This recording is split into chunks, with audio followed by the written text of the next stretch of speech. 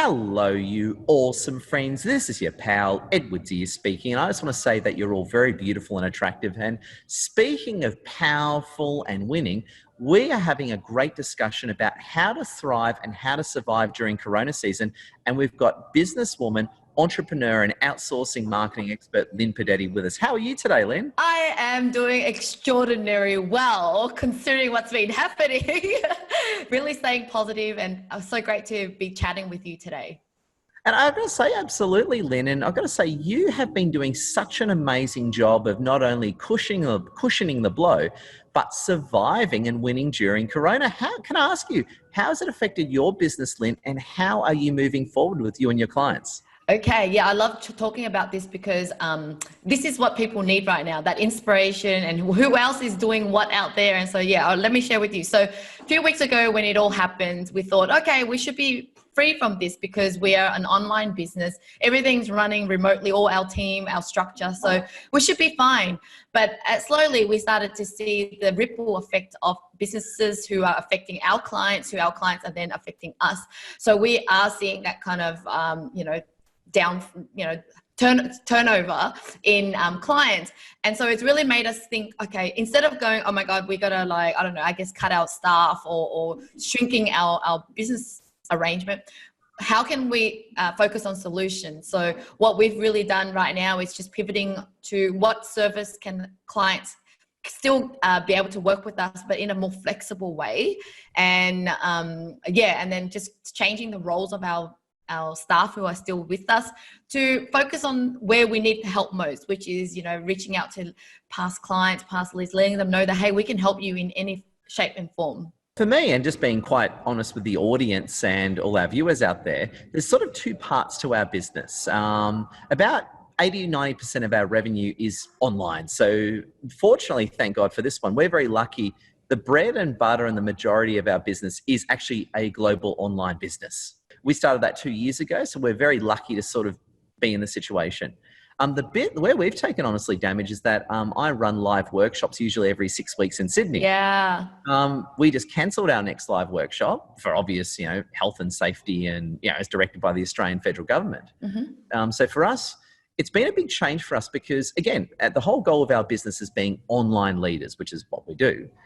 Now we've got no real world workshops or meetups for a long time. So for us, we're now just doubling down on online. So of that extra time we once did in the real world, we're now online, guys. So you're now looking at a full-time online business once again. Yeah. So I think with both of us, we're not completely affected like a retail store or a cafe kind of thing. However, we are getting affected in some sort. And surprisingly, yesterday when I was talking to my accountant, I said, oh, you should be really busy right now because people are needing accounting advice. And I would never even consider cancelling my accountant because I would need you, right? I need you to do my tax deal and all that. But then what was surprising that he said was, well, actually, if my clients go bankrupt or can't or aren't going to exist tomorrow, then it's still trouble for me. And I'm like, that's true. So that means we all kind of will be affected in some way or another. One thing I was going to say, and again, this is for a lot of places in the world, America, United Kingdom and Australia. And again, I'll talk to Australia because I'm obviously closer to Australian issues, being perhaps Australian, like us both. And I was going to say,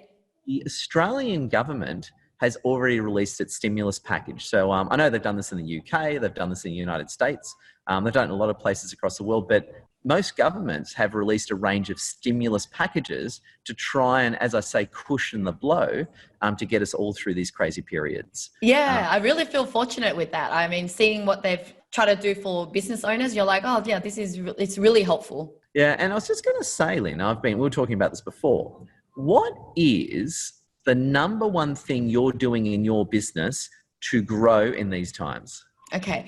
So first of all, as a leader, I really needed to step up. And so, I know everyone is sort of consumed in what's going on with the coronavirus and we're all hustling away. I really felt the need to stop what I was doing and actually be in the front face for my staff, and not only for my staff, but for my friends, for my community. And so I normally wouldn't even go on Facebook Live as often, but yet I went out there and I really needed to, because I really think that even if you are strong for yourself, you need others around you to be strong as well, to actually support or work together through this. And so my priority number one was making sure I was positive and staying strong and positive. And then second of all, making people around me positive And then together with that positivity, then no matter what strategy I gave them, I said, okay, guys, let's just change our roles to sales. Hey guys, let's just do, helping businesses with, I guess smaller packages or ad hoc packages. They were all up for it. It's because their mindset was already shifted to yeah, we can do this together. And so that is kind of my strategy. Yeah. And on that point, Lynn, and this is the $1 million question that I'm sure a lot of people are wondering about you and me. How are you staying positive? How are you personally staying positive with all these impacts and all the 24/7 real and fake news bombardment?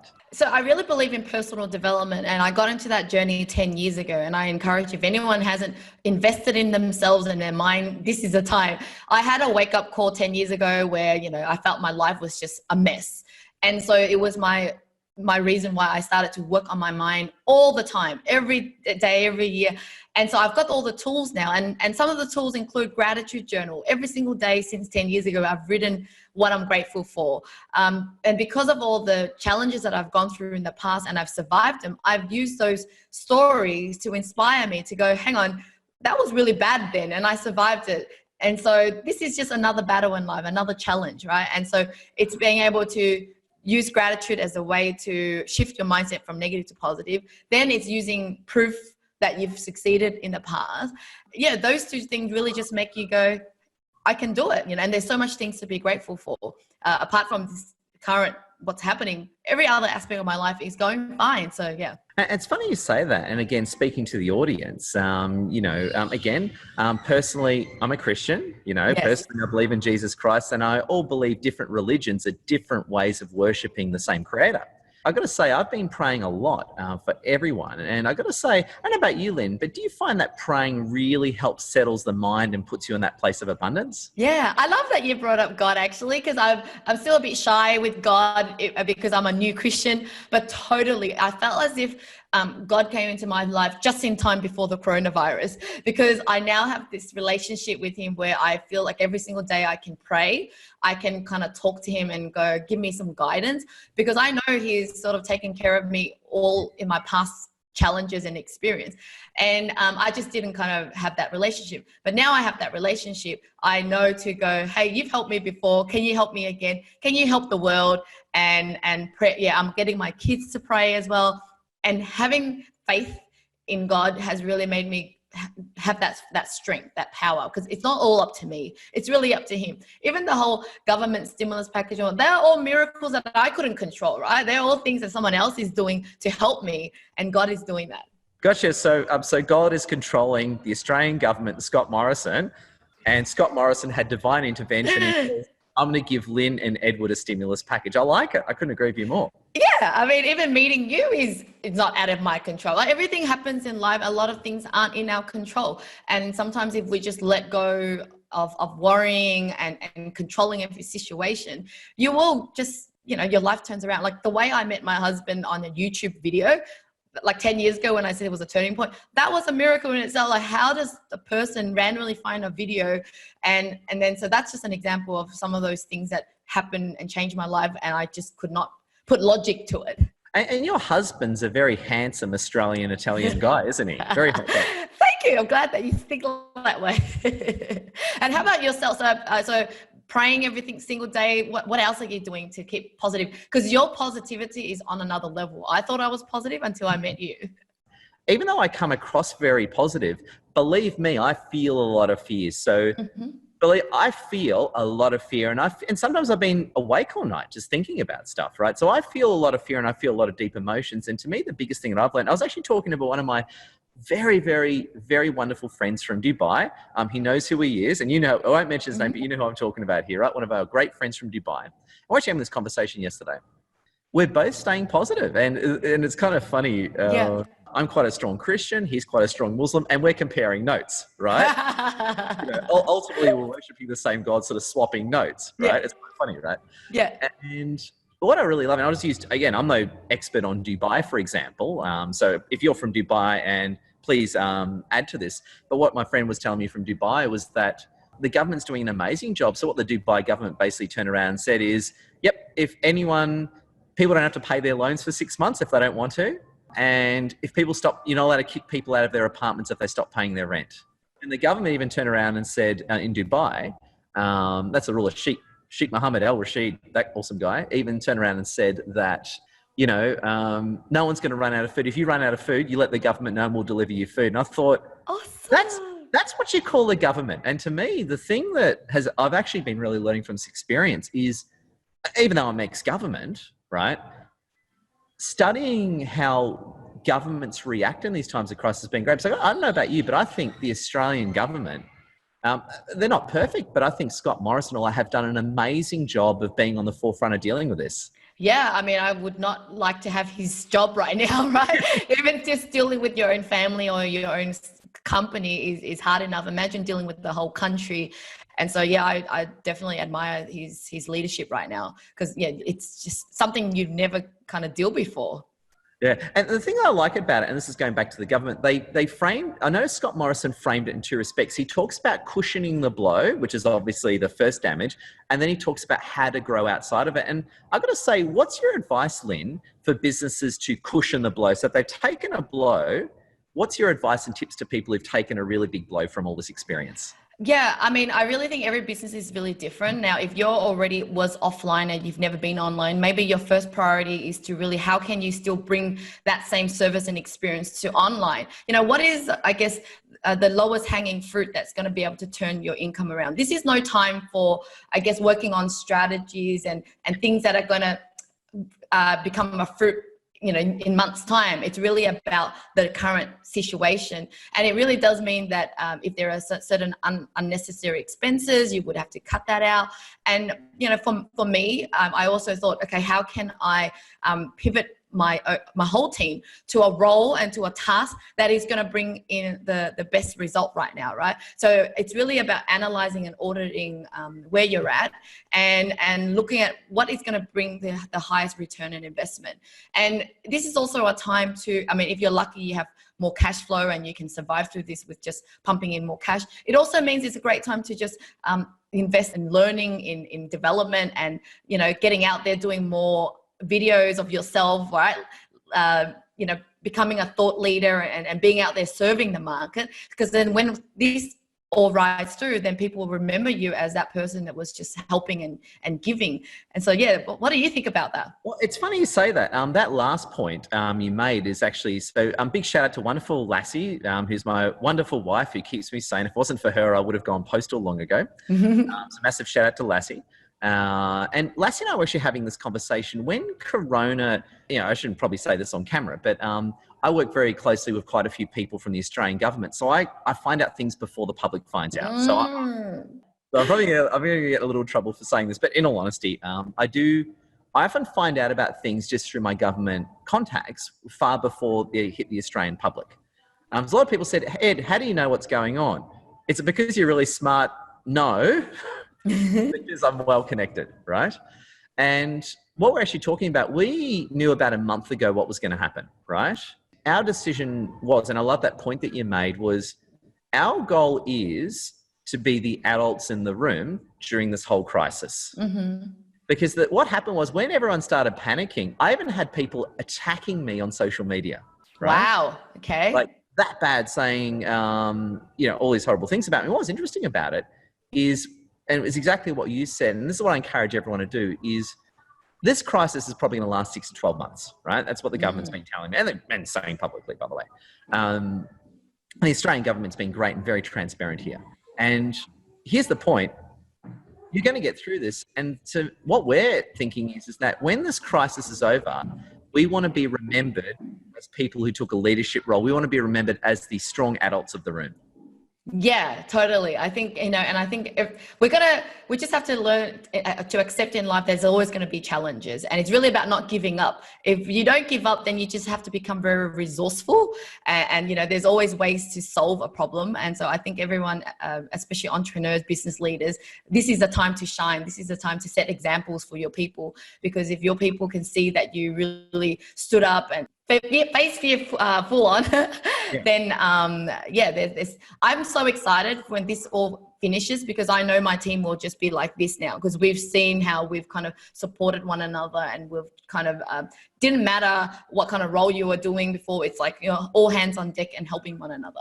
Absolutely. And I think it's really good. And I just say this to everyone. And believe me, I feel fear like everyone else is. I've known a few people who've really damaged their credibility in this crisis. Wow. And I'm not saying it intentionally. They're great people. However, they bought into the panic around them. Yeah. And a few of them accidentally shared fake news, right? That was removed by Facebook. A few of them took the negative path and lashed out at people and lashed out the government instead of taking personal responsibility. So I think that's very dangerous. Yeah. I think a few people, and what will happen is once this crisis is over, people are going to remember that. They're going to remember the children and the adults of the room. Yeah, totally. And I think it's really important that I face fear as much as you do, but it's really about being sane enough to and put a little bit of caring towards other people. And when I say being resourceful, for example, the whole toilet paper thing happened because someone, people panicked, and other people going, well, if I don't buy more, then I won't have it enough, right? In my mind, I never thought of it like that. In my mind, I'm thinking, I'm just going to buy just a little bit enough because I want it's enough for other people. Because if I really ran out of it, I will wash my bum with water. I'm going to use newspaper. I'm going to use whatever it is, right? I'm pretty sure I will be resourceful. I won't die if I had my last kind of toilet roll. So, no matter through this whole thing, I have not panicked buy. Same as with, in business, I just didn't look at the option, hey, well, everyone else is getting rid of their staff, and let's just get rid of my staff and because that's just the norm right now, right? Everyone's cutting out their staff. I really go, no, let's just not buy into what everyone else is doing, buying in what is the best in the long run for the company. Until everyone if your team sees that you've tried everything you can, and really work as a team, and they will respect, even ultimately at the end, when you do have to cut down staff, like when you've tried every option, they have so much respect and admiration that they will be knocking your door to come back to work with you later on anyway. It sounds like we're all shilling for the Australian government here. I should be wearing a suit and we should dress you up as 𝗿𝗲𝗱𝘆 or something. This is great. But it's true though. I think it's very important that yes, we have to make hard decisions. Again, we've lost a big chunk of our revenue we can't run our workshops anymore. Mm-hmm. We usually run about 5-6 paid workshops a year. That probably won't happen. In all honesty, they may not happen this year. Okay, they may not. And it's forced us to make very, very quick changes. And this is one of the big things that we've been saying. This is what the government said to me as well. The quicker you adapt to the world around you is the more you're going to cushion the blow. Okay. Yeah. So I have a lot of people saying to me, and a friend of mine just said it to me before actually, hey Ed, do you think things will ever return to normal? My answer was no, things will never be normal. To me, this is like 9/11. This is a defining world-changing moment. What do you think of that, Lynn? Oh, totally. But then if it wasn't for the 9/11, we wouldn't have the security, and it was inevitable something bad like that was going to happen, right? And I'm so glad now that we have all this security, and I would think back and go, how did we not have that security before? How did anyone just walk through and do all that, right? It's inevitable. And so I think that's why I'm more, although I'm fearful of no, I wouldn't say it's fearful. I'm saying it's uncomfortable. I'm fearful too. There's nothing, if I can jump in, there's nothing ashamed about being fearful. I'm fearful. If I was to analyze is it fear or is it uncomfortable? It's more I'm uncomfortable because my faith is much stronger than my fear. That's why I can't even categorize it as fear. But it was more like it's uncomfortable. It's it's not where I want to be. But I'm so excited as well to see, because there's always that pattern in life where tragedy, and then you learn a big lesson, and then life just becomes so much better because you've learned something and you've applied something. And so I'm excited to see how this will all turn out. And definitely it won't be the same, but it will be better, and better in a different way. And we're glad that it happened, because even yesterday, I just realized how present I was in my life. So yesterday, after I finished work, I just played, throughout the day, I was already playing with my kids because they're at home. Normally they would be at school, but I kept them home for health reasons. And then I ended up calling all of my girlfriends who I don't normally talk on the phone a lot to, because we normally WhatsApp each other, the millennial kind of style, we're always messaging. And yet I'm calling them and I'm like, I actually probably haven't called them for, I would say, years. It's like, unless I needed something important, some of them were like, hey, what's up, They're like, Lynn, Lynn, leave us alone. We don't have any toilet paper. No, they were actually so grateful. They were like, oh, it's so great that you check in on me. And I'm like, did it take something like this to really wake me up to go pick up that phone, call your friend, you know, and even everyone being more collaborative with each other in business. Yeah. Everyone's like, hey, let's talk more, let's connect more, let's support each other. Let's think of how can we bundle our services or things together to help and adapt to the market. And so I just see these already a blessing in disguise already. Yeah. Well, it's funny you say that, because one thing that I think this has really helped is this whole coronavirus has increased patriotism. I feel more Australian than I ever have before. It's getting you to, I suppose, in a way, love your country, because at the end of the day, right, I'm absolutely impressed of how much the Australian government has done everything they can, including stimulus, safety precautions and all that, Yeah. to support the Australian people. And I'm not just saying this because I'm a government shill, which I am slightly, but it's reminded me of how important the nation state in our countries are. Because I don't know about you, but I'm all for globalism and all that, but sometimes globalism goes too far when it tries to erase your own identity. What do you think of that? Well, the whole thing about Australia is I am definitely grateful because I was born in Vietnam, and I also I was born in Vietnam. I've lived in Vietnam, you know, for like 9 years. So I really understand and feel the poverty level. And the government, you know, the non-government support. And then I also work with virtual assistants from the Philippines. And I also say to myself, I'm so glad that I'm going through the coronavirus, but in Australia, right? It's like, and even the land is just so wide and open, and we just can't catch it as bad. But apart from that, our government is just so responsive, so caring, and just giving us so much help. And so I really do feel lucky to be Australia.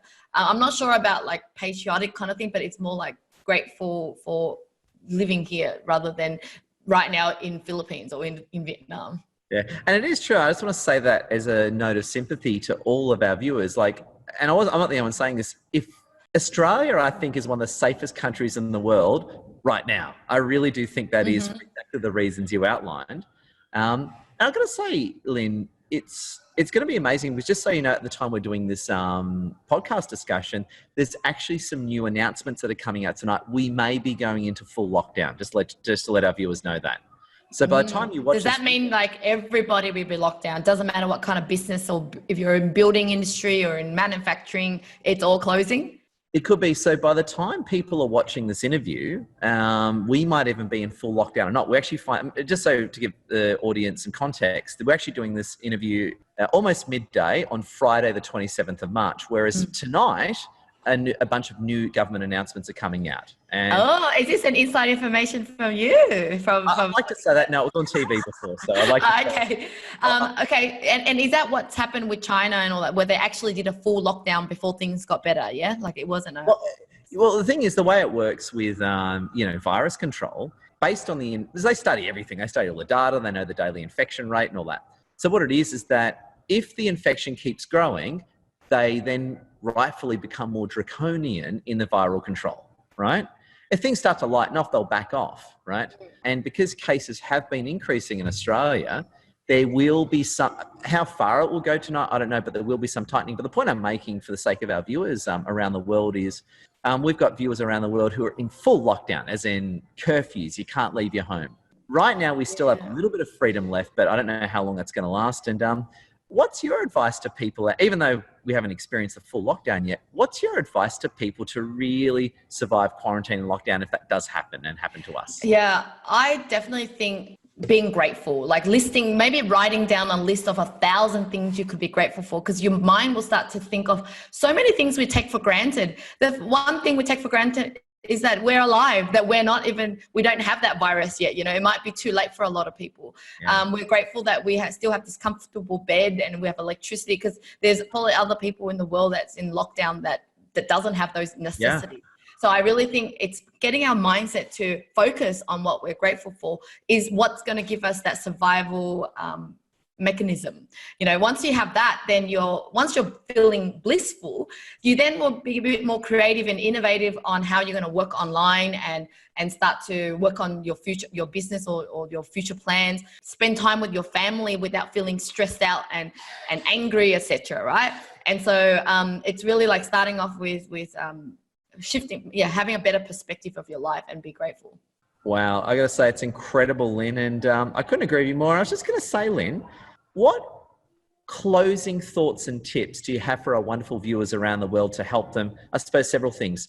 Not only cushion the blow, but thrive in these times. What are some of your closing thoughts to help our wonderful and very attractive viewers? Well, one of the, I guess the thing that you can do if you are having to have cut down staff or et cetera, and you still want to move on with your business, then there are options like having some tasks outsourced here and there and just getting things done, rather than kind of, I guess, you're having your hands tied and go, I'm just going to wait and see what happens and then do nothing. I think the worst thing you can do is do nothing, right? And so if it means like, just really thinking creatively, how can you still work on your business in a more smaller way, in a more flexible way to get through this.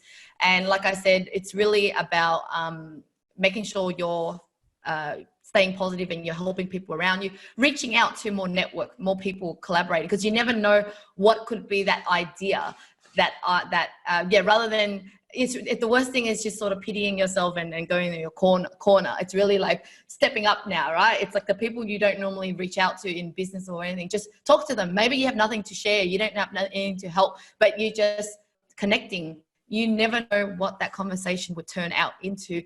And then, I can't really dictate how each day is going to go by because every day is a bit different, but I'm sure by doing those everyday positive actions, it's always going to have more chance of positive result than if you're starting to do some negative actions. I think it's great. I think it goes back to what we were saying before, and the way that you framed it was, I think the way you framed it was being a leader during these times. And my framing was being the adult in the room. Yes. Yeah, and I think that's our takeaway for everybody, right? It's just be that leader, be resourceful, and be that shining light for others. And if everyone was doing that, then we're going to get through this way faster and still have fun throughout the whole journey. Absolutely. You know what? After this, Lynn, I think we should both run for office, don't you? We sound like it's definitely on my card. I've always thought about doing politics, but we'll see what happens after my acting career first, right? There you go. Actually, that makes sense. You could go have a full acting career and then you can go for office. You can be Arnold Schwarzenegger, right? He was like an actor first, and then a politician. And I guess even Donald Trump was a celebrity first, right? And then politician. So you just never know. I think definitely. I think you have to become an actor. And I just want to say, when you go for a prime minister, I'd be honoured if I could be your running mate. I'll be your VP. Well, I actually definitely need all your advice because you know a lot more about politics than I do. So you'll be my mentor on how to become a politician, by the way. Oh. But and just for the sake of our wonderful viewers as well, how can people, if you've listened to this interview and you love what you've heard, how can people get in contact with you, Lynn? Yeah, please don't hesitate to add me as a friend on LinkedIn or Facebook, wherever you're seeing this video. I know both me and you, Edward, we just love to spread love and positivity. It doesn't matter if we can't do business with you or can't do anything. It's really that we are, to be religious here, is that we are trying to serve God's mission to help each other. So we're going to talk about God. I love it. So that is really our mission. We just want to help help everybody through this journey. So please reach out, connect, and ask any questions. It's a pleasure. But I just want to say thank you, everyone, for watching.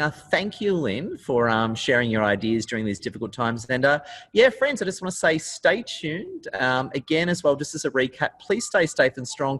And also, please listen very carefully to your local government announcements. Because again, we're in Australia, you might be in North America or the Middle East or the UK or wherever. Corona conditions vary by state and location. So please make sure you listen to your local authorities so you're staying safe and protected at all times. Yes. And stay connected and stay strong.